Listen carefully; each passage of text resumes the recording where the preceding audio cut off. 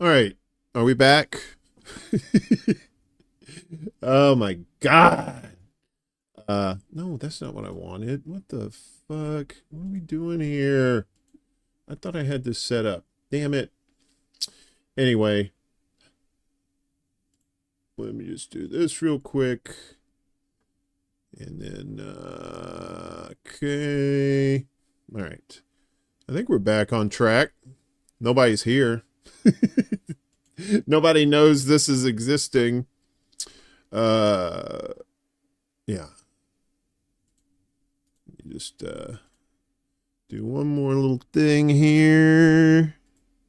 And then we'll be good to go. And then we'll resume the show. I hopefully.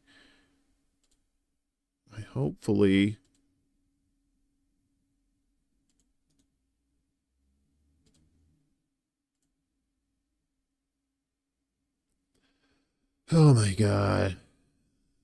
Okay. All right. I think we're all set. Maybe. All right. Well, we're just going to finish this because I'm going to see if this fucking thing works. This better work or else. All right. So let's just start over here. Israel is arming an ISIS-affiliated gang in southern Gaza.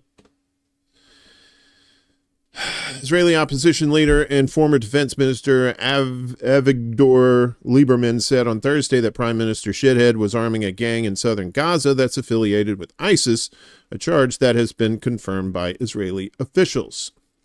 The Israeli government is giving weapons to a group of criminals and felons identified with the Islamic State at the direction of the Prime Minister, Lieberman said. To my knowledge, this did not go through approval by the cabinet. Lieberman compared the arming of the criminal gang to Netanyahu's previous strategy of propping up Hamas as a counter to the Palestinian Authority.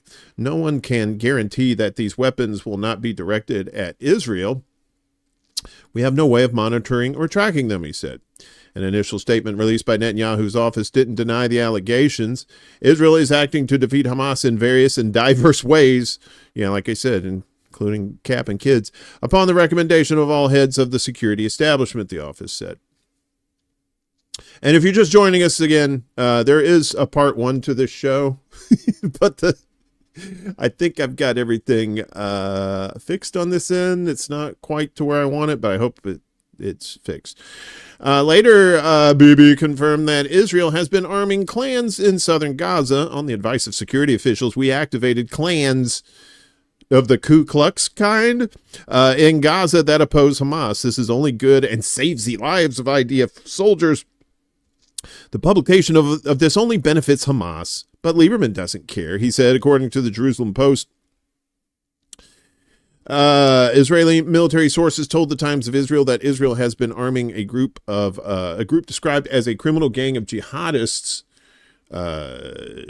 led by Yasser Abu Shabab, a member of one of the largest clans in southern Gaza. Israel has been providing Abu Shabab's gang with Kalashnikov rifles, including some that were seized from Hamas. According to the Times, Hamas sources speaking to Lebanon's Al Akhbar newspaper said that members of Abu Shabab's gang belong to an extremist Salafi faction that has had run-ins with Hamas. Abu Shabab's gang has been operating in Israeli-controlled areas of southern Gaza and has been involved in looting aid shipments, because of course they have. Last year, an internal UN memo identified Abu Shabab's gang as the main and most influential stakeholder behind systematic and massive looting of aid trucks. Haaretz also reported last year that the Israeli military was allowing armed gangs to loot aid convoys and extort protection fees from drivers. What's up, Kurt Boss? Good to see you, man. We had a little bit of a fuckery there earlier. I think it's fixed. I believe it's fixed. We'll see. Fingers crossed. In an interview with the Washington Post, Abu Shabab admitted that he and his group take from trucks, but claimed they didn't touch food, tents, or supplies for children. No, they only kill children. They don't steal their stuff. Anything to justify the ongoing ethnic cleansing after starving children and babies, of course. According to a report from the New Arab, Abu Shabab is affiliated with Shadi al-Sufi, another gang leader who was detained by Hamas in 2020 over an alleged murder. The report said al-Sufi fled Gaza with the help of ISIS and returned following the start of Israel's genocidal war. Yeah, I know. I know you hate YouTube. It was just too much to try and reset up for Rockfin and Rumble and Facebook. So, I mean, the first half of this is on Rockfin. Abu Shabab, who was imprisoned by Hamas for drug trafficking before an Israeli airstrike allowed him to escape, recently released video where he said his new armed group cleared eastern Rafah of Hamas fighters and said Palestinians could return to the area, which is under the control of the IDF. Yair Golan, another Israeli opposition leader and retired IDF general, slammed Netanyahu for arming the gang in a post on the tweeters. Netanyahu, who transferred billions to Hamas in cash suitcases based on a misguided notion that Hamas is an asset and that it would end in flip-flops, is now promoting a new dangerous notion, arming a Gazan militia with ties to ISIS, he said. Netanyahu is dangerous to Israel's security. Instead of securing a deal, creating arrangements with the moderate Sunni axis, and bringing back the hostages and security to Israel's citizens, he's creating a new ticking time bomb, or a ticking bomb in Gaza. Yeah, so that was from antiwar.com. Yeah, so it's not bad. It's not bad enough that people are getting murdered and starving to death. You have to have these paid thugs come in and steal their shit too. It's ridiculous. So meanwhile, the Lebanese army may partially freeze cooperation. You don't have any cash. I don't have any cash either. Lebanese army may partially freeze cooperation with U.S.-led ceasefire committee. The Lebanese Armed Forces, the LAF, released a statement warning that it could potentially freeze cooperation with the U.S.-led ceasefire monitoring committee regarding site inspections due to constant Israeli violations. You're not keeping the chain on the dog, U.S. That's what they're saying. The statement came the morning after Israel carried out a large-scale attack on Beirut's southern suburb. In the statement, the LAF condemned Israel's daily aggression against Lebanon and its continued occupation of Lebanese territory. Immediately after the Israeli enemy announced its threats, it began coordinating with the Cessation of Hostilities Monitoring Committee to prevent an attack. Patrols also headed to a number of sites to inspect them, despite the enemy's rejection of the proposal. Trump's acceptance of ex-head of ISIS Syrian leader Jelani practically invalidates any arguments the West has about terrorism. Of course. We're the biggest fucking hypocrites on the planet. The Israeli enemy's persistent violation of the agreement and its refusal to cooperate. Okay, I already read that. All right. Following the attacks on Thursday evening, Lebanon's President Joseph Aoun and Prime Minister Nawaf Salam released statements condemning the Israeli airstrikes. The president said the attack was a blatant violation of an international agreement and served as conclusive evidence of Israel's rejection of regional peace. Salam also condemned the systematic and deliberate assault on Lebanon's security, stability, and economy and called on the international community to shoulder its responsibility to deter Israel and ensure its full withdrawal from Lebanese territories. Get your fucking dog out of my yard. That's what they're saying. Get your dog out of my fucking yard. The Israeli airstrikes on Beirut took place on the eve of the Muslim holiday Eid al-Adha, as we told you earlier, or in another video, I guess. Thousands of civilians were displaced from their homes after Israel issued evacuation orders for 8 residential buildings. We told you about that. Israeli drones carried out over a dozen warning strikes before warplanes struck and destroyed the targeted buildings, marking the largest attack on Lebanon's capital since the ceasefire was reached last year. Tel Aviv claimed the buildings were located above underground drone production facilities belonging to the Lebanese resistance movement, Hezbollah. After Hezbollah extensively used drones as a key component of its attacks on Israel, the terrorist organization is expanding its drone production industry in preparation for the next war with Israel, an Israeli army spokesman said. Lebanese security forces sources who spoke with several local media outlets said the Lebanese army requested via the U.S.-led ceasefire committee that it enter the buildings and inspect them to refute Israel's claims. The sources said the army entered one of the buildings and found no evidence of any weapons facilities. Shocking, right? However, Israel rejected the request and began carrying out drone strikes, forcing the army to withdraw.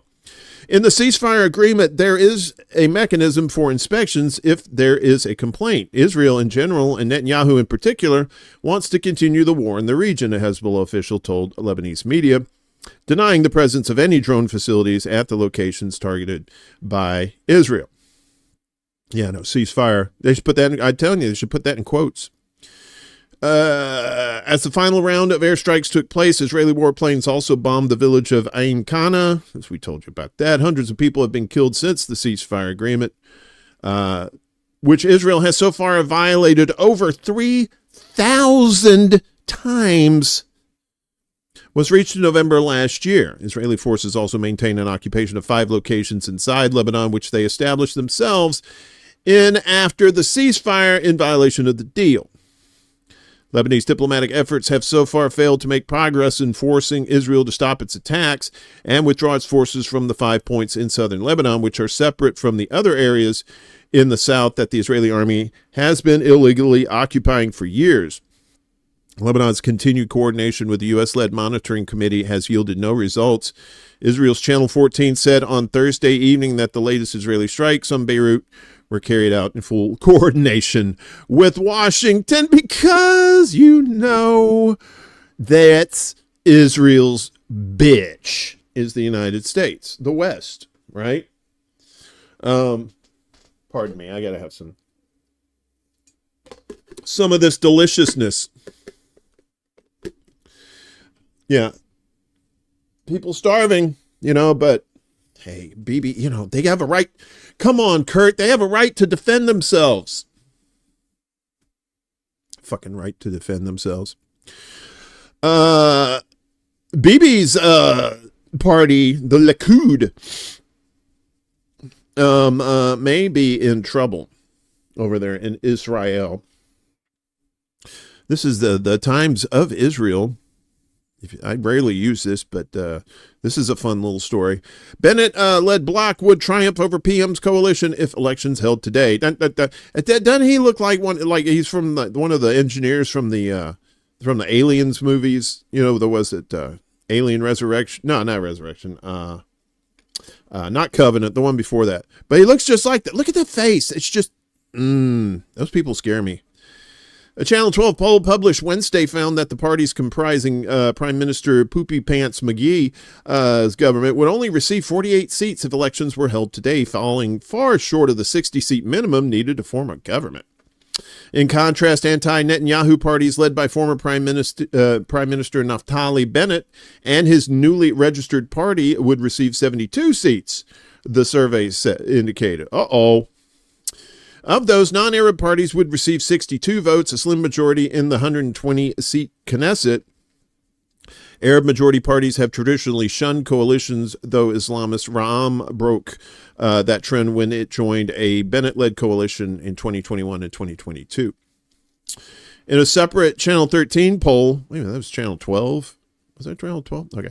A separate Channel 13 poll, Bennett's party stood at 27 seats, Likud at 24, and the Democrats at 10, the Shahs at 10, National Unity 9, Yisrael Be'etiunu 9, Yesh Atid at 8, Atzma Yehudit at 8, United Torah Judaism at 7, Ra'am 4, and Hadash Tal 4. Religious Zionism and Balad similarly did not pass. According to the survey, the Bennett bloc without Arab parties would win 63 seats with Netanyahu's bloc at 49. What's up, Max? Good to see you for part 2. Yeah.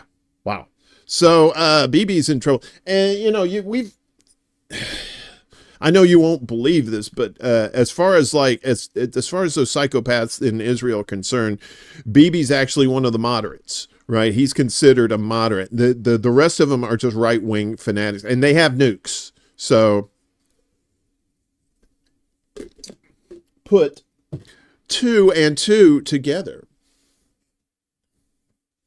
What do we got next here? So Arab states have received 12% of Israeli arms exports in 2024 amid surge in arms sales. Everybody is weaponing up. Gun up, y'all. Israel's Ministry of Defense announced on Wednesday that arms exports by Israeli companies reached an all-time high in 2024, totaling $14.8 billion. Max is always high as fuck. That's why we love him.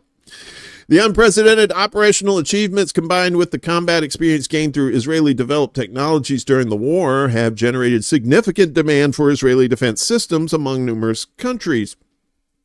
The ministry stated, attributing the surge in exports to the ongoing military offensive in Gaza, which began in October 2023, also known as the genocide. According to The Marker, arms exports rose by 13% compared to 2023, when exports stood at $13.1 billion. The 2024 figure represents roughly 10% of Israel's total exports of goods and services, according to data published by the outlet. This marks a record year for Israeli arms exports, which have more than doubled over the past 5 years. In 2019, total exports amounted to $7.3 billion. Europe emerged as the primary destination for Israeli arms, accounting for 54% of total purchases, up nearly 20% from 2023. European countries made up 35% of Israel's arms export market. In 2024, European states bought nearly $8 billion worth of Israeli military products compared to $4.6 billion in 2023, according to the Minister of Defense. Beyond Europe, another significant destination for Israeli arms in 2024 was the group of countries that normalized relations with Israel under the Abraham Accords. Combined arms sales for the United Arab Emirates, Bahrain, Morocco, and Sudan reached $1.8 billion, equivalent to 12% of Israel's total arms exports. In contrast, there has been a marked decline in exports to Asian and Latin American countries. Oh, I wonder why. In 2024, Asian nations purchased $3.4 billion worth of Israeli weapons, down from $6.3 billion the previous year, according to The Marker. The drop is attributed to major arms deals signed in 2023 with India and Azerbaijan that were not repeated in 2024. The surge in arms exports comes amid Israel's ongoing military genocide in Gaza, now approaching its 20th month, which has resulted in the deaths of over 54,000 Palestinians and destroyed most of the Palestinian enclave. Yeah, I've been back, dude. About 18 minutes. In recent months, Israel has faced mounting international criticism, particularly from European partners over Gaza, including allegations of using starvation as a weapon of war and committing genocide. No, you continue watching Black Bear News. That's fine. And Kevin's on right now. If you're on a desktop, just open another tab and just keep me muted, and you can listen to Kevin. In recent months, Israel has faced mounting international criticism, particularly from European partners over Gaza, including allegations of using starvation as a weapon of war and of committing genocide. Both very, very. Oh, he's already done. Yeah, he usually does pretty. He does. I think he was early today. He started about 11 o'clock Central Time today because he's got shit to do, as most of us do. All right, well, come on back over here then if you're watching Black Bear News. So a recent survey conducted in the UK found that a majority of the British public supports a full arms embargo on Israel. More on polling later about Israel. According to the poll, 57% of respondents backed a government-imposed embargo, while only 13% were opposed. So what were the other 70, the 30%? What did they say? UFOs. I wish it was UFOs. On Tuesday, it was reported that the Spanish government had canceled a $327 million arms deal with Israeli defense company Rafael.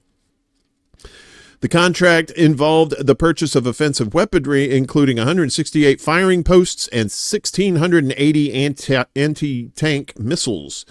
Yair Coles, head of the International Defense Cooperation Directorate, the Ministry of Defense division overseeing Israeli arms exports, told Israeli news outlet Ynet, "We are facing a serious challenge. Members of the parliament are openly calling for a halt to arms purchases from Israel because of the images coming out of Gaza, and this is having an effect. Today, customers are telling us this directly." Coles added, "Sales to France and the UK are very low. Two forces are currently at work, military establishments that want to buy the best equipment from us, and political forces holding back. I hope that necessity will prevail over politics." According to the Defense Ministry data, nearly half, about 48% of Israel's arms exports consist of air defense systems, missiles, and rockets. Other categories, including military and armored vehicles, radar systems, manned aircraft, and satellites, each account for between 8 and 9% of total exports. Israeli human rights lawyer and arms trade monitor Itay Mack told the marker that Israeli arms exports could rise further in 2025. Due to escalating tensions between India and Pakistan, we may see a spike in arms deals with India, Mack said. Additionally, the effects of the increased security budgets in Europe, driven by shifting relations with the U.S., will likely be felt only in 2025. However, Mack cautioned that some countries may shift away from Israeli weapons in favor of American arms as part of efforts to improve trade balances with the U.S. In the context of the tariff war declared by fuckhead Trump, some countries may prefer to buy from the U.S. rather from Israel. Defense Minister Israel Katz praised the export figures, calling them a national achievement. In a year of war under complex and difficult conditions, Israel has broken its all-time arms exports record, which is quite... Hey, Steve, what's going on? Good to see you. Which is quite interesting because everything else in Israel is collapsing. Their tourist industry, fuck that, it's gone. A lot of their businesses are closing. That sort of thing. Hey, Bella, welcome back. I saw you over in Black Bear News chat for a second. I was like, I know we got to take care of Kevin first. So welcome back. Appreciate you, bud. So yeah, everything else is going tits up in Israel, but you know, business is booming with weapons because, you know, that's the world we live in. He attributed the success to Katz to Israel's battlefield performance. This is a direct result of the IDF's and defense industry's achievements against Hamas in Gaza, Hezbollah in Lebanon, and the Houthis in Yemen, also known as Triple H, the Ayatollah's regime in Iran, and other enemies. Mostly women and children, he left out. Katz added, "The world sees Israel's strength and wants to be a part of it." No, they don't. Defense Ministry Director General Amir Baram echoed the statement. "Israeli arms exports reflect more than anything a growing global appreciation for Israeli technology. Our systems have made a resounding impact across the Middle East over the past year." Yeah, using our money. Coles also credited the collaboration between the defense sector and the military. The unique link between Israeli arms companies, the Ministry of Defense, and the IDF creates a distinct competitive edge in global markets, he said. According to Coles, during the war in Gaza, Israel's defense industries demonstrated that they could, quote, meet the IDF's operational needs while simultaneously responding to growing international demand. Saying, yeah, we got plenty of bullets to sell because, you know, little kids, they don't need big bullets. They just need little bullets. Yeah. So, and Europe doubles weapons purchases from Israel despite growing calls to end the Gaza genocide. See? Israel's defense industry reached a new milestone in 2024 with annual arms exports surging to $14.8 billion, as we told you, marking the fourth consecutive year of growth. I think this might be the same story. I'm not quite sure. Because that other one was talking about... okay. Yeah, so according to figures released on the 5th, so they rose 13% compared to 2023, driven largely by European countries increasing defense budgets in response to Russia's war in Ukraine, or in response to Trump telling them, you better get your defense budgets up. That's what it is.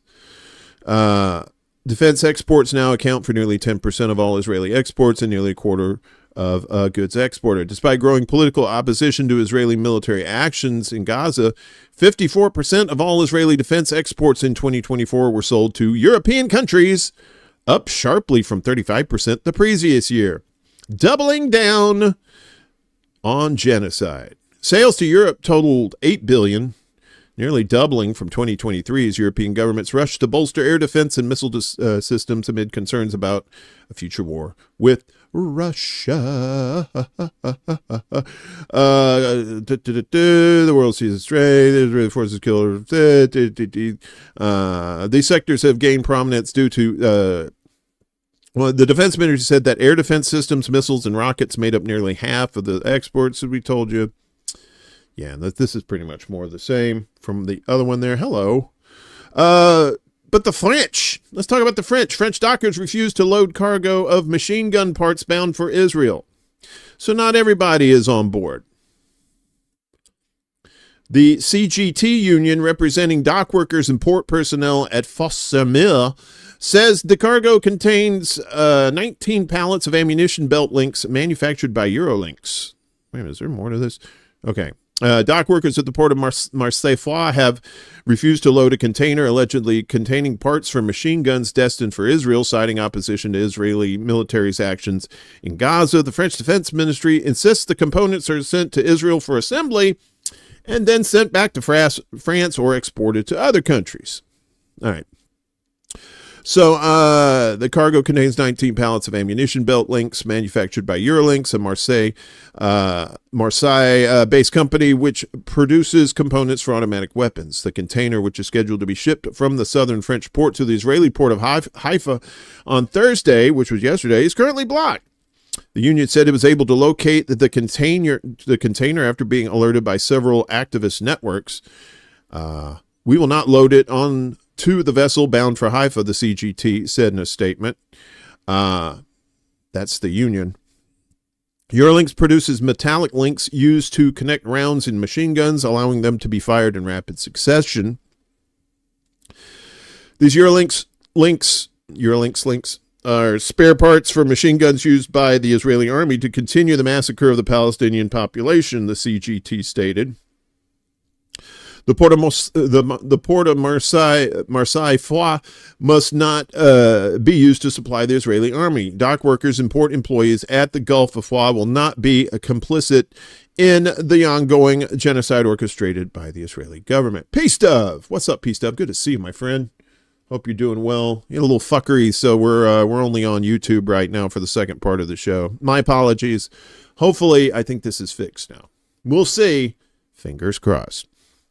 The French Armed Forces Ministry rejects the union's claims. France is not supplying weapons to Israel directly, it told public radio France Info. They didn't say directly. I added that. In line with the license given to Eurolinks, the links are assembled in Israel, but the final product is then re-exported back to other countries, including France, the ministry said, adding that Israel remains a partner. We're not going to deprive ourselves of either its technology or its skills, despite how many children they're murdering over there. This is the third shipment of this type to Israel this year, according to an inquiry by investigative websites Disclose and The Ditch, which had access to maritime data. The first took place on April 3rd with 20 tons, the European tons, with the NE of war material, and the second with 1 million M9 and 1 million M27 bullets was on May 22nd. The buyer of these parts is an Israeli arms manufacturer, one of the main suppliers to the Israeli army. Ariane Lavrilo, a journalist at Disclose, told RFI. In March last year, Disclose and another online media outlet, Marsaktu, claimed the arms were likely to be used against civilians in the Gaza Strip. French Armed Forces Minister Sebastien Lecornu confirmed at the time that Eurolynx had sold similar parts to IMI Systems, an Israeli defense firm that identifies itself as a sole supplier to the Israeli military. The sole supplier to the U.S. is probably the Lecornu stated that the parts could only be re-exported by Israel. France has no way of checking whether or not the Israeli manufacturer is re-exporting them.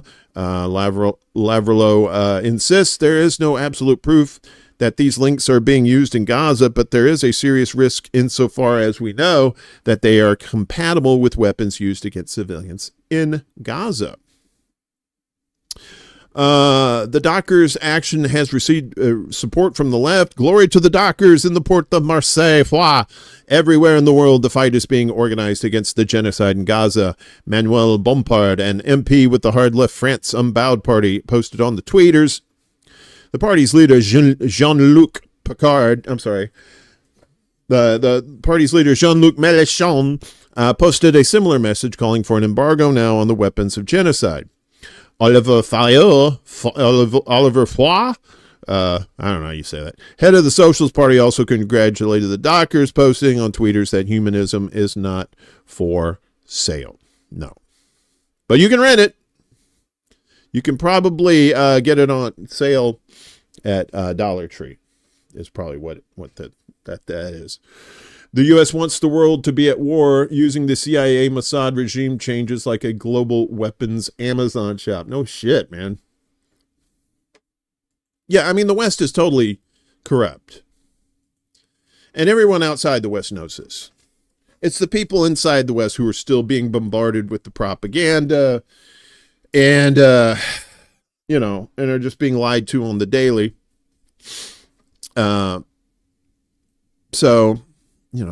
That's why we do shows like this, to try to get you informed about stuff. So, meanwhile, Bibi's ultra-Orthodox partners move ahead with Knesset dissolution plan. Ultra-Orthodox, that's Haredim. Israeli parties in Benjamin Netanyahu's coalition said that they are moving forward with an effort to dissolve the Knesset over the government's failure to pass a law exempting members of the Haredi community from military service.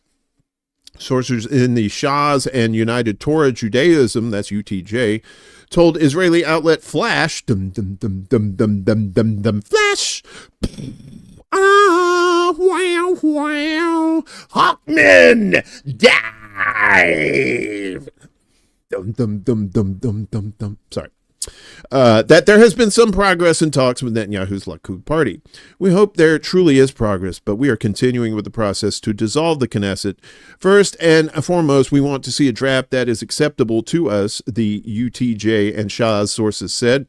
In any case, until the draft law passes the committee, we are moving forward with the dissolution process in accordance with the instructions of the rabbis. We're tired of promises about progress behind closed doors, they added.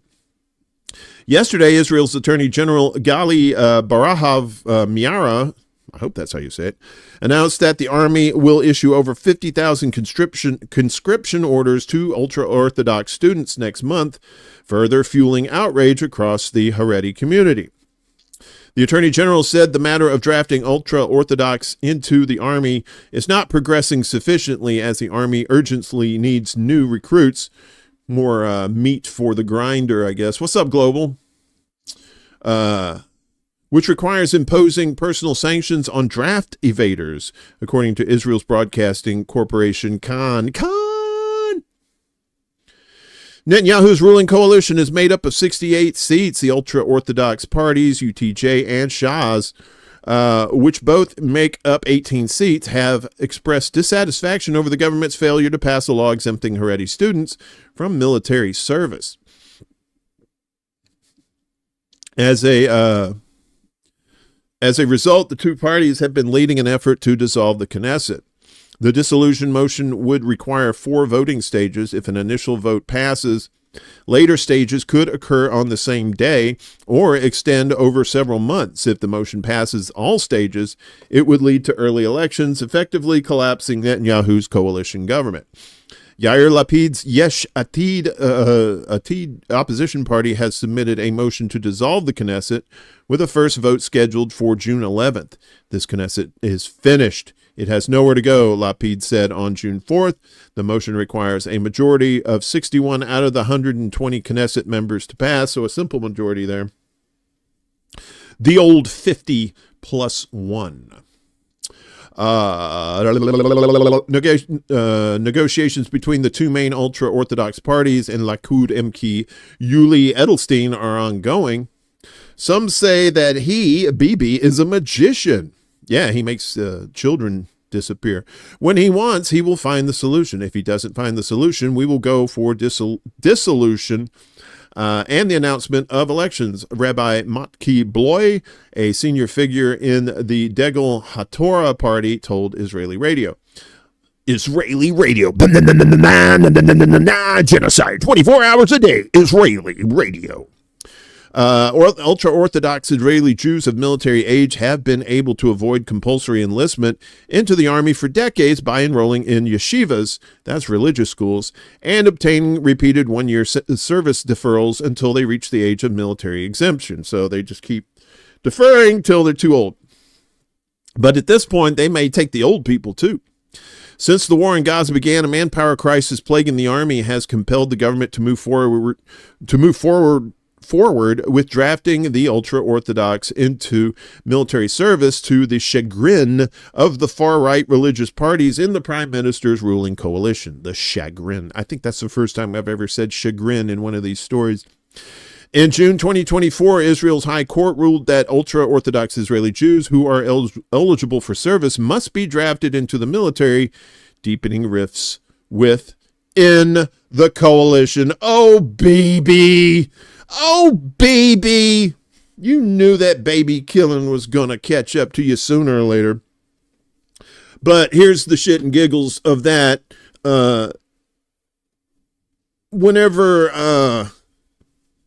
Sorry, my sock there. Like I said, he, as far as that crowd is concerned, he's like middle of the road. There are worse people behind him waiting to take power in Israel. And God help us, whatever they do with nukes. What happened? Shot who? So over the weekend, big escalation between Ukraine and Russia. But Russia fighting back. At least 3 killed in Russian drone and missile attack on Ukraine. At least 3 people have been killed in Russian missile and drone attacks overnight on the Ukrainian capital, Kiev, local officials said, as powerful explosions reverberated across the country. The attacks followed a warning from Russian President Vladimir Putin, conveyed via Trumpy, that the Kremlin would hit back after Ukrainian drones destroyed several strategic bomber aircraft in attacks deep inside Russia. Kiev's military administration said 3 people were killed in the attacks on the Ukrainian capital after the mayor initially put the death toll at 4. The 3 were first responders who had rushed to the scene of one of the strikes, Interior Minister Ihor Klimenko said. Multiple explosions were heard in Kiev, where falling debris sparked fires across several districts as air defense systems attempted to intercept incoming targets, said Timer Kachenko, head of the Kiev city administration. Our air defense crews are doing everything possible, but we must protect one another, stay safe, Kachenko wrote on Telegram. Ukraine's human rights chief, Dmytro Lubinets, called for a strong international response to the overnight attack, saying the assault violated basic human rights. Russia is acting like a terrorist, systematically targeting civilian infrastructure, Lubinets wrote on Telegram. The world must respond clearly and take concrete steps, including condemning the aggressor's actions. And there's more video there. Moscow denies targeting civilians since it launched its full-scale invasion of Ukraine in February 2022. Russia's Ministry of Defense said on Friday that its forces had carried out a huge strike on military and military-related targets in Ukraine overnight in response to what it called Ukrainian terrorist acts against Russia. Reporting from Kiev, Al Jazeera's Charles Statford said it was a very frightening night. We heard some of the drones go over this area in central Kiev, giant explosions ringing out across the city, some so loud that they were shaking the glass here in our hotel. We've seen pictures of people who took shelter in the metro stations underground and underground car parks, he said. Authorities reported damage in several districts, and rescue workers were responding at multiple locations. They urged residents to seek shelter. The Russian attack hit at least 6 regions across Ukraine, leaving a trail of civilian injuries, damaged infrastructure, and disrupted utilities. Ukrainian authorities said Russian forces launched 407 drones and 45 missiles, including cruise and ballistic missiles. Ukraine said it succeeded in destroying about 200 drones and 30 missiles. The number of people injured in a Russian attack on the western city of Ternopil not to be confused with Chernobyl, early Friday rose to 10, including 5 emergency workers. Regional Governor Vyacheslav Nahoda said, these names, the strike damaged industrial and infrastructure facilities, left parts of the city without electricity, and disrupted water supplies. 3 people were injured in Ukraine's central Poltava region following a Russian attack that damaged administrative buildings, warehouses, and a cafe, regional head Volodymyr Kohut said. Fires caused by the strike have been extinguished and debris fell on private home. Russian forces also struck the Khmelnytskyi region overnight. You figure that one out. The Khmelnytskyi region overnight, damaging a private residential building, outbuildings, a fence, and several vehicles. Regional Governor Serhiy Tirun said, God, I'm so glad I do not live in that part of the world. I would be just saying, hey, you, and what's up, Bob? Meanwhile, air defense forces shot down 3 Russian missiles over the western Lviv region overnight. The regional head, Maxim Kazakhsticks, Maxim Pixie Sticks in the northern, I'm sorry, fuck your name, in the northern Chernihiv region. Why can't this be like Oakland or Cleveland? A Shahed drone exploded near an apartment building, shattering windows and doors, according to Regional Military Administration Chief Dmytro Brzezinski. I think that's Brzezinski. He said explosions from ballistic missiles were also recorded on the outskirts of the city. Overnight, Russia responded to its destroyed aircraft by attacking civilians in Ukraine. Multi-story buildings hit, energy infrastructure damage. Foreign Minister Andriy Sybiha wrote on the tweeters, but failed to mention what happened Sunday. The assault comes as hopes for a truce between Russia and Ukraine seem to be faltering despite 2 rounds of direct talks in Istanbul, not Constantinople. Thursday, Trumpy said it may be better to let Ukraine and Russia fight for a while rather than pursue peace immediately, a remarkable shift from Trump's previous appeals for a quick end to the war. Remember he said he was going to end it in 24 hours? Everybody knows that was bullshit, too. Earlier this week, Putin told Trump in a telephone conversation that Moscow will have to respond, as we said, to earlier huge Ukrainian drone attacks deep inside Russia against Russian military warplanes. Now they have they got the go-ahead from Trumpy to use those long-range missiles, and they attacked Russia over the weekend. But nobody's claiming, come on, it's war crimes. Fucking people protecting Nazis. Don't protect Nazis. They don't deserve your protection. Meanwhile, the risk of escalation with Russia going way up due to Ukrainian attacks. All right. And that was, that was the Russia said, find out because you've been fucking around.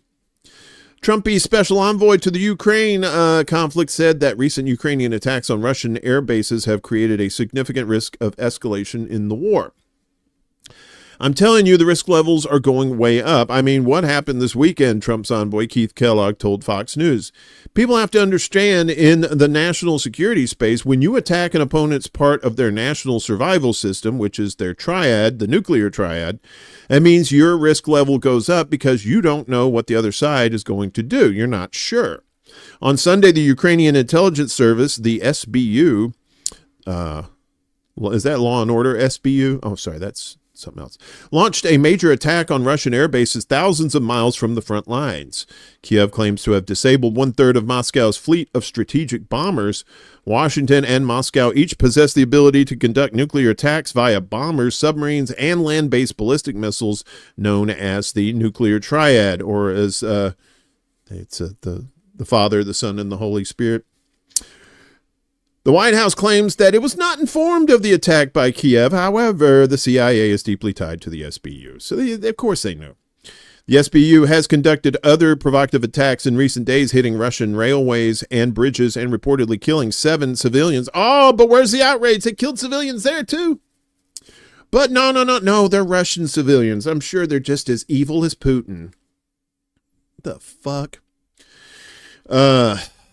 Yeah, Portugal sounds pretty good about right now too, P-Stub.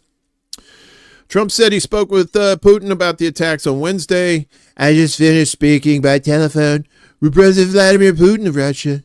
The call lasted approximately 1 hour and 15 minutes, Trump wrote on Truth Social. We discussed the attack on Russia's docked airplanes by Ukraine, while also various other attacks that have been taking place by both sides. It was a good conversation, not a conversation that would lead to immediate peace. President Putin did say very strongly that he'll have to respond to the recent attacks there. So Trump's basically just saying, well, I tried to tell you, motherfuckers, y'all need to chill out. Y'all need to end this shit. And Ukraine is like, nah, we're fine. Nazis rule. And then, I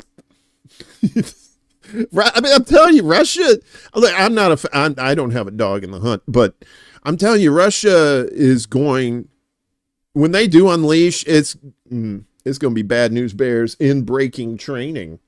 The sequel, not even the OG. And finally, in our news block, I know it's only taken us, 2.5 hours to get here. Turkey ousts 5 opposition mayors, probes CHP leader Gigadi. Probes. Turkey has removed 5 mayors affiliated with the country's main opposition party from office after they were arrested on corruption charges, which the opposition says are politically manipulated or motivated. Politically motivated. That's what we're trying to find there. I'm telling you, man, these Zion Nazis are everywhere, man. If we don't get a hold of them, they've already taken over the world. We just need to stop them. In a statement yesterday, the Turkish Interior Ministry announced that the Republican People's Party, the CHP, district mayors of Avcılar, Bukit, and those towns and places in Istanbul, as well as the mayors of Seyhan and Seyhan in Adana. Oh no. I'm pulling a Willie Bragg. Not you. Where is this? Come on. Oh my God. What is going on here? Come here, bitch. Sorry. Willie has to plug his computer in sometimes. So he does this frantic, I got to do this. Speaking of which, I think Willie's got a show on later this afternoon too. So be sure to check him out. Of course, Around the World with Dee and Friends later too. All right, I think I'm good. Okay, so those towns, as well as the mayors of Seyhan and Seyhan and Adana, were dismissed during the course of the investigation. That's interesting. Those two towns are just the same, although the letters. The recent wave of police operations follows high-profile investigations targeting Istanbul Metropolitan Mayor Ekrem İmamoğlu, who was arrested in March on similar charges of financial crimes, including extortion and operating a criminal network. İmamoğlu's formal arrest triggered month-long mass protests across Turkey, pushing Turkish markets to the brink. İmamoğlu denies the allegations, claiming that President Erdogan's government orchestrated this politically motivated investigation to block his potential presidential candidacy in the 2028 elections. They're also trying to get his college degree stripped from him, and you need that to run for president. Last year, the opposition handed Erdogan's Justice and Development Party its first defeat in local elections in over 2 decades. The CHP leader, who won the mayoral election a year ago with 51% of the vote, is widely seen as Erdogan's main political rival. Tensions continue to run high between the government and the opposition. On Wednesday, state broadcaster TRT reported that prosecutors had opened an investigation into CHP chairman Özgür Özel, or as we like to call him, OZ squared, for allegedly insulting Istanbul's chief prosecutor, Eaton Gürlek, at a rally in the city. He opened an investigation for insulting. Gürlek, a former deputy justice minister, has faced accusations from opposition figures of pursuing cases targeting Erdogan's political opponents since taking up his post last year. Justice Minister Yilmaz Tunç condemned OZ Square's remarks in a post on the tweeters, calling any threats against the judiciary unacceptable. The Istanbul governor's office announced that following the suspension of the mayors of Avcılar, Bukuyuki, and Gazmo, the respective municipal councils will convene on June 11th to elect acting deputy mayors. Gazios Mampasa, Buyu Çekmekki. With the suspension of these 5 mayors, the total number of CHP mayors removed from office has now risen to 11 as part of investigations into CHP municipalities. Dozens of other officials have been detained and are awaiting trial. Turkey! Come to Turkey, where corruption is free. Welcome back, Steve.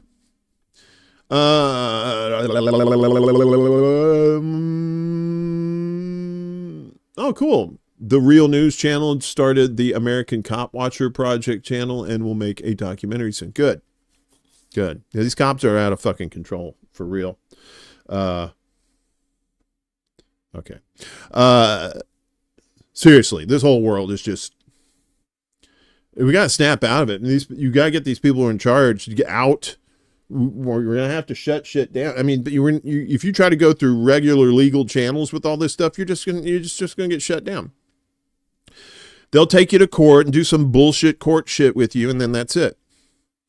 So the BBC is having a time over across the way there in the Middle East as their journalists are being detained at gunpoint, and the BBC itself is their credibility is being questioned because it really should be. The sharing of biased and false news has become all too common on social media. More alarming, some media outlets publishing the same things that are true without checking facts first. Unfortunately, some members of the media use those platforms to push their own personal bias and agenda to control exactly what people think. And this is extremely dangerous to our democracy. Like we said, BBC journalists detained at gunpoint in southern Syria. Uh-oh. Israeli Defense Forces, that's the IDF, detained, blindfolded, tied up, and strip-searched at gunpoint 7 members of a BBC Arabic crew as they approached the Israeli-occupied Golan Heights, a BBC journalist said yesterday. Faris Kalani, a British special correspondent for BBC Arabic, said he was among the team detained for 7 hours at a checkpoint near the barrier of Quneitra City, located within the buffer zone between Syria and Israel. A minute after we started filming in the area, a white car approached from the other side of the checkpoint. 4 Israeli soldiers got out of the car and surrounded us. They pointed their rifles at our heads and ordered us to place the camera on the side of the road, wrote Kalani in a BBC article. The crew's phones and laptops were inspected, with some files deleted, and their vehicle was thoroughly searched as they were led into a room, tied up, and blindfolded. Kalani's team included 2 Iraqi BBC staff members and 4 Syrians, among them 3 freelancers and a cameraman. I pleaded to the officer to release them, and he promised to do so after the interrogations. They were taken one by one to the same room for strip search and questioning. Just no reason, just, you know. Kalani said the team was also threatened before their release in the evening. The officer threatened us with worse consequences if we approached the frontier from the Syrian side again, and said that they know everything about us and would track us down if any hidden or undeleted photo was ever published. Wow. In a statement, the BBC said it had filed a complaint with the Israeli military over the incident, but had yet to receive a response. Yeah, you're not going to get a response. You're so stupid. Know your place, BBC. The BBC strongly objects to the treatment of our staff and freelancers in this way, despite making clear to the soldiers on multiple occasions they were working for the BBC. The behavior they were subjected to is wholly unacceptable, the broadcaster said. I don't know. I'm always down for a strip search. Maybe, if it's a Saturday, I got nothing else going on. But the blessing and the curse of BBC is they are the BBC and they are mainstream media and they are fuckery. As the BBC defends Gaza coverage over White House criticism over aid site reporting. The BBC has strongly defended its reporting of a deadly incident near a U.S.-backed aid distribution site in Gaza, rejecting criticism from the White House as incorrect and denying claims that it had taken down a story. The row erupted after White House press secretary and former Sesame Street puppet Caroline Leavitt, during a press briefing on Tuesday, accused the BBC of relying on information from Hamas in its initial reporting of a shooting near an aid distribution center in Rafah on Sunday. Caroline Leavitt, where she is taught every other word to say is Hamas. Leavitt also claimed the BBC had retracted a story, a claim the broadcaster called completely wrong. The claim the BBC took down a story after reviewing footage is completely wrong. We did not remove any story, and we stand by our journalism. They should put journalism in quotes. The BBC said in a statement. Hey! What's up, Franco? Every time I see BBC, that's what I'm thinking. Leavitt's remarks came in response to questions about reports that Israeli forces had opened fire near the aid site.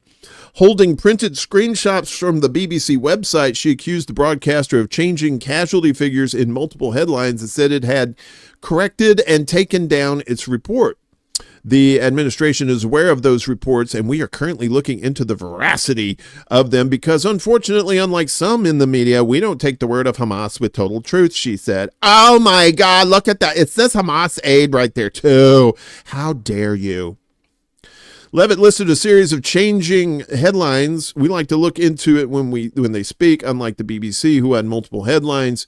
They wrote, Israeli tank kills 26, Israeli tank kills 21, Israeli gunfire kills 31, Red Cross says 21 people were killed in an aid accident.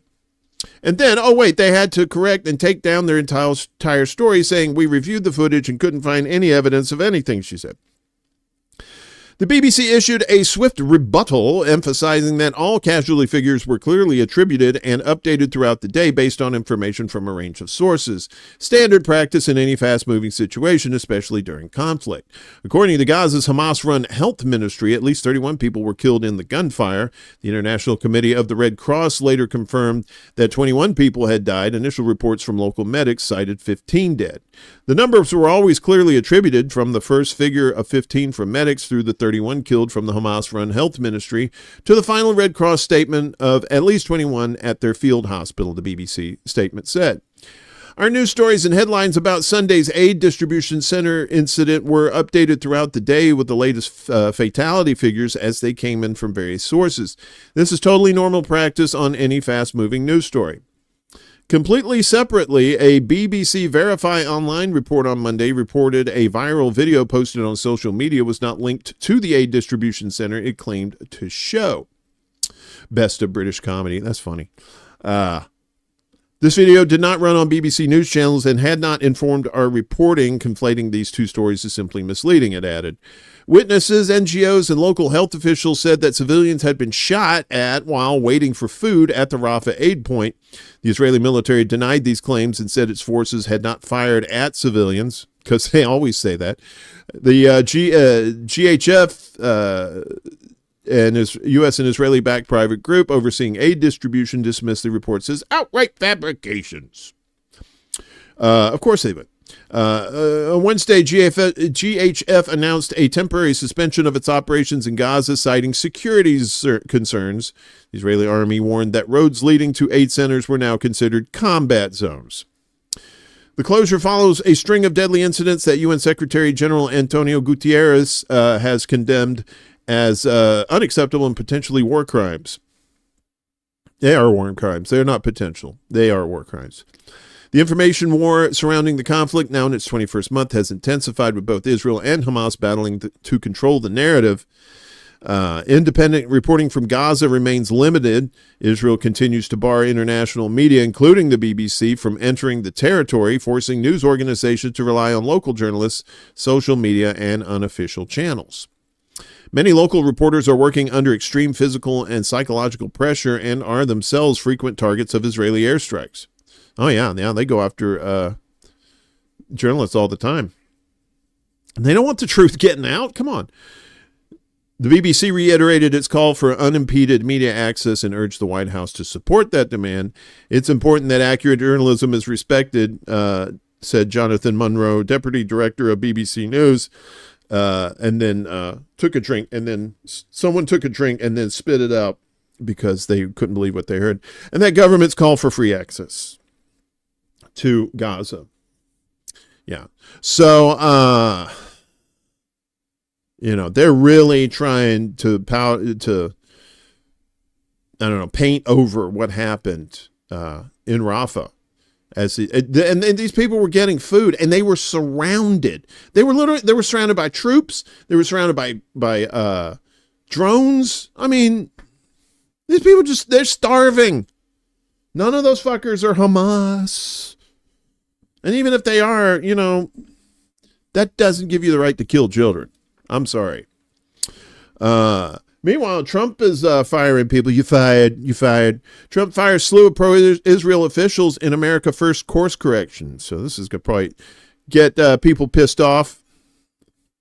Trump's course correction on his foreign policy team is shifting into overdrive with Iran hawks and staunchly pro-Israel officials axed, including one who drew the ire of America First Trump allies. The officials being dismissed are all those with previous track records opposing what are shaping up to be Trump's most significant Middle East endeavors, swiftly lifting sanctions on Syria and negotiating a nuclear deal with Iran. The reshuffle comes after Trump's landmark visit to Saudi Arabia, the UAE, and Qatar last month, where he was. They had a version of Qatar Hero, and you play like a scimitar. No, that's a thing. What do you call it? You know what I mean. You know the thing. In a speech in Riyadh, Trump tore into interventionists and American nation builders. Underscoring just how rapid the turnaround has been, the Middle East advisor at the White House National Security Council, who was photographed taking notes while Trump spoke to the leaders of Syria and Saudi Arabia in May, was one of the officials fired. Stop taking notes. Eric Traeger was notified last month that he would be removed from his position. One former U.S. official and one source with knowledge of the matter confirmed to Middle East Eye, that's where we're getting this story. His firing has been reported by several Israeli news sites. The latter source said Traeger was still working on the NSC, the National Security Council, for now. Traeger is an Iran hawk. He also wrote a book criticizing the Muslim Brotherhood and Qatar. There's some sort of bullshit going on in Congress trying to, ban the Muslim Brotherhood. Unlike previous Middle East directors at the NFC, his influence in the White House was limited. So thirsty. So thirsty. I need drinky poo. Who was this Poindexter back here? Anyway. He was dismissed as part of a wider Trump shakeup at the NSC, which the New York Times reported will see the organization's headcount cut in half. Another notable firing was Merav Sarin, the NSC director for Israel and Iran, in late May. Sarin's biography at the Foundation for Defense of Democracy's think tank states that she worked at the Israeli Ministry of Defense, where she participated in negotiations in the occupied West Bank between Israel's coordinator for government activities in the territories known as Kogat and Palestinian Authority officials. We're still going? All right, great. Good. Her appointment, first reported by Dropsite News in April, created a firestorm among America First media personalities. Neocon Mike Waltz has now hired basically a dual citizen and former IDF official to work under him, conservative podcaster Clayton Morris, former Fox News anchor, said in April, referring to Sarin. That's what's his name from Redacted. tonight. I guess that's what he does. Him and his wife, they do that show. Some of Trump's most vocal defenders in the media who exercise unprecedented influence in communicating his worldview are media figures like Tucker Carlson and former advisor Steve Bannon. Morris is a friend of Carlson. The latest firings come after Trump brushed away his former national security advisor, Mike Waltz, by nominating him to be ambassador to the UN. Failing upward, as they say. Waltz was reportedly sidelined for consulting with Israeli Prime Minister Shithead McFuckface on preemptively attacking Iran. Trump's administration was divided between traditional Republican hawks and America First isolationists like White House Chief of Staff Susie Wiles and Director of National Intelligence Tulsi Gabbard. You know Tulsi. The latest firing underscores the America First bent of Trump's foreign policy team. The NSC isn't the only place Trump is cleaning house.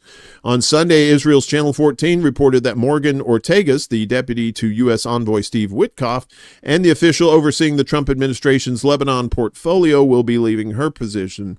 One source briefed on her departure told MEE that Ortagus had irritated Witkoff, her de facto boss. Overall, Trump's sweeping dismissals reflect how he is upending the traditional way Republican presidents approach the Middle East. It's unclear how much Trump himself cared about these specific positions or the officials who filed them or filled them.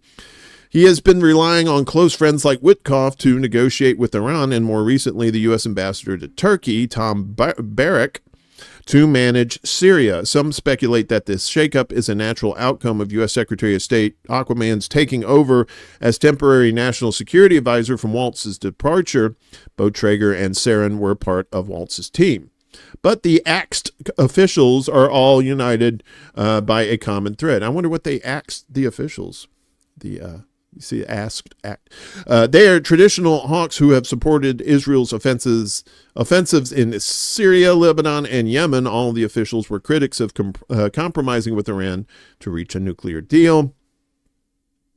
Trump's foreign policy team is undergoing a course correction in keeping with his own pivot. Marwa Maziad, a professor of Israeli politics at the University of Maryland, told the paper. In March, Trump allowed Bibi to relaunch his offensive in Gaza. Trump was not in the driver's seat, Maziad said. The pivotal change for his administration came in mid-May when he visited the Gulf, bypassing Israel to seal economic deals with oil-rich monarchs. Trump struck a unilateral ceasefire with the Houthis, even as they continue to attack Israel, and made a historic announcement to lift all sanctions on Syria. But the main theater of diplomacy is the Iranian nuclear deal. Whether the staff reshuffle is related to these officials' views on Israel or not is besides the point. The tensions between Trump and Netanyahu over a potential strike on Iran are real. Trump is trying to take the wheel back from Netanyahu, Maziad said. On Monday, Axios reported that the Trump administration offered a proposal to Iran for a nuclear deal that allows them to enrich a low level of uranium. Trump later undercut the story on Monday, saying he would not allow enrichment at any level. We told you that on Tuesday before the feed went tits up. But one source briefed on the firings told MEE that they appeared in keeping with a White House that is looking for officials to follow Trump's desire for a deal. They're looking for Iran doves and people aligned to Vance, the source said, referring to U.S. Vice President J.D. Vance, who has emerged as the most prominent opponent of U.S. military intervention in the Middle East. Yeah, so, but to what end, right? I mean, you're like, oh, wow, he's firing all these pro-Israel people. That's great. But is it, does it really change anything? It's just politics. It really is. But more good news for Trumpy. Well, not really. Judge blocks Trump's international student ban targeting Harvard. Veritas, veritas, veritas. We accept you. We accept you. A federal judge in Boston has blocked Trump's proclamation barring international students at Harvard from entering the U.S. The court decision comes amid intensifying legal clashes between the Trump administration and the Ivy League institution. Judge Allison Burroughs issued the ruling after Harvard filed a motion arguing that Trump had violated federal law by failing to substantiate claims that its foreign students posed a national security threat. The university stated in its legal filing that the ban unlawfully denied thousands of students the right to pursue education and infringed on the school's right to teach them. Without its international students, Harvard is not Harvard, the university wrote, adding that the Trump proclamation failed to prevent the same individuals from entering the U.S. through other channels. The legal action is part of the Harvard lawsuit triggered by the administration's attempts to suspend the school's ability to host international students. Trump's proclamation issued Wednesday accused Harvard of ties to foreign adversaries and of fostering a climate of radicalism, claims the university denies. The ruling by Judge Allison Burroughs temporarily halts enforcement of the ban pending further litigation. White House spokesperson Abigail Jackson described Harvard as a hotbed of anti-American, anti-Semitic, pro-terrorist agitators. What, bitch? Echoing the administration's previous Harvard national security accusation narrative, the university rejected these statements as politically motivated and unsupported by evidence. People say a lot of shit, and then you're like, well, prove it. I ain't got no proof. But it's still true. Harvard also argued in court that the proclamation was a thinly veiled attempt to sidestep a previous court order blocking similar measures. This is a patent effort to do an end run around this court's order, Harvard said in its Thursday filing.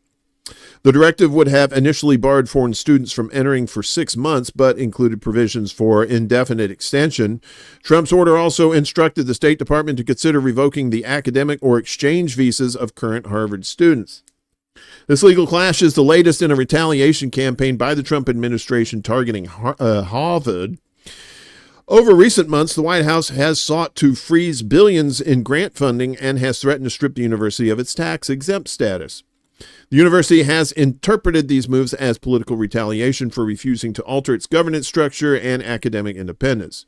The proclamation also cited unverified claims of rising campus crime, unverified claims, yeah, that's right, and alleged failures to discipline foreign students engaged in illegal or dangerous behavior, like protesting Israel. Claims Harvard dismissed as unsubstantiated. Homeland Security Secretary and former Barbie doll Kristi Noem had previously attempted to revoke Harvard's visa certification unilaterally. That move was also blocked by Judge Burroughs, prompting the administration to pursue a lengthier administrative challenge until Trump's latest proclamation sought to reassert the ban through executive authority. And then her talking some shit. For now, Trump's Harvard international student ban remains on hold pending further judicial review. Yay. All right. So, and that's the thing. Trump's going to keep doing all this dumb shit. And it's just going to, look, if you support Trump, you want to own the libs or whatever. All right. But this is some dumb shit.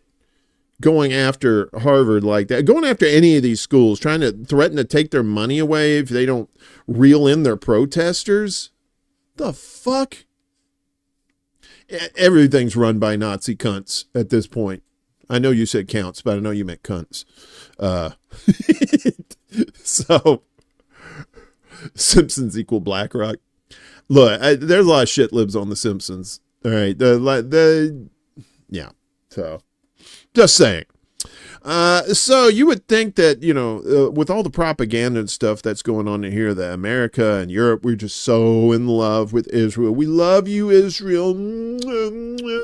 Kissies. Little butterfly kissies. But apparently that's not the case, as Americans and Europeans have negative view of Israel. I'm sure someone will think this poll is anti-Semitic. A new survey from Pew Research, that stinks, found that in the U.S. and several European countries, a growing number of adults have negative views of Israel. Tel Aviv's image in the U.S. has declined throughout the 20-month onslaught in Gaza. Yeah, it's funny how millions and millions of videos coming out of there will change somebody's mind. In the U.S., 53% of Americans have a very unfavorable or somewhat unfavorable view of Israel against 45% who had a positive view. The other 2% said, what's a poll? Among Western nations, in the Netherlands, Spain, and Sweden, nearly 4 in 5 adults have a negative opinion of the Jewish state. Of the 24 nations polled, only Indians, Kenyans, and Nigerians had a positive view of Israel. Overall, 2 out of 3 people surveyed had a negative sentiment of Tel Aviv. In the U.S., there was the largest split between adults who identified themselves as on the right or left. Only 30% of Americans on the right said they had a negative view of Israel, compared to 77% of respondents on the left. Remember, a lot of people on the right are very religious, maybe even evangelicals, and they have this twisted, fucked up view that Israel is going to play some part in the apocalypse and has to be protected until Jesus comes back, and then after that, we'll fuck him. Yeah. So a Pew poll, released in April, had a slightly tighter margin, finding that 69% of Democrats, viewed Israel unfavorably, while only 37% of Republicans said the same. That survey found a wide split in the Republican Party, with 50% of right-wing American adults under 50 expressing a negative opinion of Tel Aviv. Pew found that Israelis understand they are viewed unfavorably on the global stage. A majority of Israelis, 58%, said Tel Aviv was not respected around the world, compared to only 39% who viewed Israel as respected. At least they know they're hated. Tel Aviv's public image has fallen in the U.S. and around the world as the Israeli military has conducted a brutal military operation in Gaza, as you well may know, is going on, a.k.a. the genocide. Of course, many top Israeli officials have called for the ethnic cleansing of Palestinians, stating that it is the goal of the current operations. Yeah, so that's the thing. You can't listen to mainstream media. You can't listen to hype. And be careful of some of the independent media people that you listen to, too. Always be skeptical. Always be skeptical. Because a lot of times they're just telling you what you want to hear so that you can donate to their show. That's how that works. What else do we got here? Bringing it back home to Chicago. Chicago private equity firm linked to controversial GHF. You know, why you have this in Propaganda Watch? Well, I'll explain here momentarily. A Chicago-based private equity firm with historical ties to the Rand McNally publishing family has a financial stake in a for-profit logistic company supporting the controversial aid operation in Gaza, according to a new report by Reuters. So it's a roadmap to genocide. See, because it's Rand McNally. The McNally Capital Gaza Aid Connection is drawing scrutiny as the Gaza Humanitarian Foundation, the GHF, faces accusations of militarizing aid and enabling displacement. According to Reuters, McNally Capital, founded in 2008 by Ward McNally, confirmed it has an economic interest in Safe Research Solutions, SRS, the logistics firm managing aid delivery for GHF. The company, registered in Wyoming last November, is run by former CIA official Phil Riley. While McNally Capital says it does not manage SRS directly, it helped support the company's establishment and provides administrative advice. McNally Capital has provided administrative advice to SRS and worked in collaboration with multiple parties to enable SRS to carry out its mission. A spokesperson said the scale of the investment was not disclosed. The Safe Reach Solutions tie comes amid broader questions about how the GHF was formed, funded, and staffed. The Gaza Humanitarian Foundation began distributing food in Gaza with backing from the U.S. and the Israeli occupation, but it paused operations temporarily this week following the killing of dozens of hungry Palestinians by Israeli fire at distribution points. Yes, so you should definitely shut down feeding starving people when starving people are getting shot at. McNally Capital, which manages $380 million in assets, has a history of investing in security-related companies. Among its past acquisitions is Orbis Operations, a firm known for employing former CIA operatives. Riley, SRS's current head, previously worked with Orbis.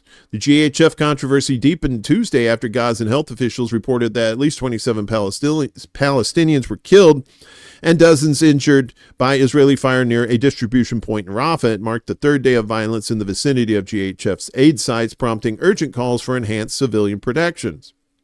You want to protect the civilians? Get the fucking Israelis out of there. Though GHF resumed operations Thursday, the violence led several senior staff to resign. Humanitarian groups and the UN continue to refuse cooperation with the foundation, arguing its model lacks neutrality and contributes to displacement. Yeah, this is the same people says, "Oh, you want all this food? Then you come to this certain place in the Gaza Strip. Oh, you're gonna be here there." The distribution model militarizes aid and forces displacement, one aid group representative told Reuters on condition of anonymity. Well, I mean, it's kind of common knowledge. Now, in addition to Riley's CIA background, SRS subcontracts with UG Solutions, a private U.S. security firm employing former military veterans to secure aid convoys. The presence of armed guards near food distribution sites has drawn additional criticism amid calls for demilitarized humanitarian corridors. According to Reuters, UG Solutions and Orbis Operations did not respond to requests for comment. A spokesperson for SRS confirmed the firm works with GHF but declined to discuss ownership specifics. Under Riley's leadership, SRS brings together a multidisciplinary team of experts in security, supply chain management, and humanitarian affairs, the company said in a statement. And then someone coughed and said, "Bullshit! Bullshit!" Yeah, there you go. This is a fun one. If you're not mad already, if you're not angry, come on, this will put you over the top. Israeli officer promoted after he ordered killing of white flag holders in Gaza. And when you hold a white flag, that means you're surrendering and they don't want you to shoot them. See, that's what that means, in case you didn't know. An Israeli officer who reportedly ordered soldiers to shoot to kill people in Gaza holding a white flag has been promoted to the rank of battalion commanding officer, meaning that he may be directing hundreds of thousands or thousands of soldiers. Haaretz reported that in 2024, the unnamed officer ordered soldiers to shoot two people spotted by a drone walking towards a corridor in Gaza who were carrying a white flag and raising their hands. A commander protested, pointing out the flag and that the people may be Israeli prisoners who escaped Hamas captivity. But soldiers said the officer, a deputy battalion commander at the time, insisted multiple times that they be killed. "I don't know what a white flag is, shoot to kill," he reportedly said. The two people ultimately turned around and were spared, but the commander was berated as a coward by his commanding officers, Haaretz reported. This account was uncovered by Haaretz in an investigation last December and recounted by a soldier who witnessed the incident in an op-ed around the same time. That soldier, Chaim Har-Zahav, was apparently summoned by Israeli police to give a statement about the incident after the op-ed was published. Officials are considering... Hang on a second, let me make this a little bigger. Let's see. All right. Oh no, did I lose my place? This is under... Okay, but the commanding officer's promotion suggests instead... Let's see. Oh, here we go. Officials are actively considering opening an investigation into the commanding officer over the incident, but officials haven't made a decision on the investigation for months, and he was promoted. Har-Zahav said that soldiers didn't carry out the order because it was illegal and against the military's ethical code. Wait a minute. Which military was this? It sure as fuck wasn't the IDF. But the commanding officer's promotion suggests instead that these sorts of orders are not transgressions so much as actions embraced and actively rewarded by the Israeli military's high-ranking decision makers. Indeed, Haaretz reported that the Israeli military said that the incident is under an in-depth investigation, but still offered unmitigated praise of the commander. The deputy battalion commander is an esteemed officer who has served lengthy tours of reserve duty during the war for the sake of the country's security. Fucking propaganda. Meanwhile, despite the insistence of some Israeli defenders, a deluge of other reports have revealed that the Israeli military's abuses are systematic. Soldiers testify that illegal and immoral actions like the abuse of prisoners, attacks on humanitarian aid, and targeting of civilians, mainly women and children, come from the top down. The systemic nature of the military's atrocities are also clear from the actions of soldiers across Gaza, which has been nearly completely razed to the ground in the military's quest for the forced expulsion of all Palestinians from the besieged region.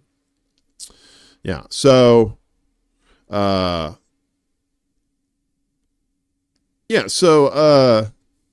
how they do things in Israel, right? I'm pretty sure. Yeah, ethical is not a fucking Zionist code. That is exactly right. Well, they call themselves the most moral army in the Middle East or some shit like that. Ugh. It's just like they try to drown you in propaganda, right? And this is wild. U.S. Army vehicle displaying the word kafir or kafir in northeast Syria seen as provocation. So this is the thing right here. There's like a Christian cross right here, and I think this says kafir. I hope I'm saying that right. Residents in northeastern Syria have described a U.S. military vehicle patrolling the area and displayed the word kafir, infidel, in Arabic on its front as offensive and a provocation.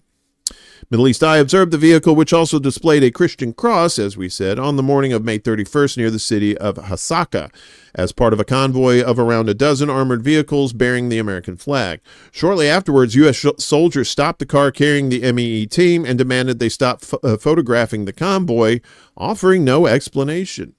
The word kafir gained global notoriety through its frequent use by the Islamic State and other extremist groups during the Syrian civil war, where it was used to justify violence against those IS deemed non-believers, including Muslims, who did not share their ideology. Nevertheless, residents interpreted the display of the word kafir as the soldiers deliberately self-identifying as infidels to make a statement to the local population, despite the fact that IS no longer has a presence in the region.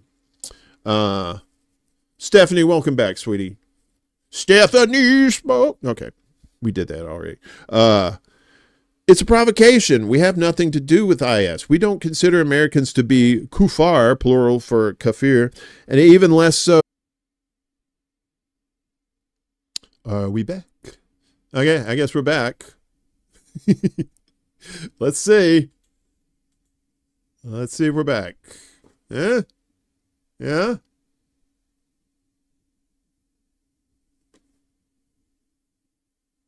Okay. Okay. One moment, please, folks. Just do a little something here. Do a little something here. Okay. I think we're back now.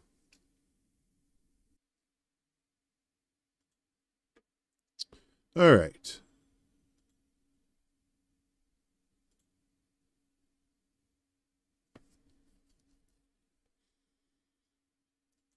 I think we're back, maybe. Maybe.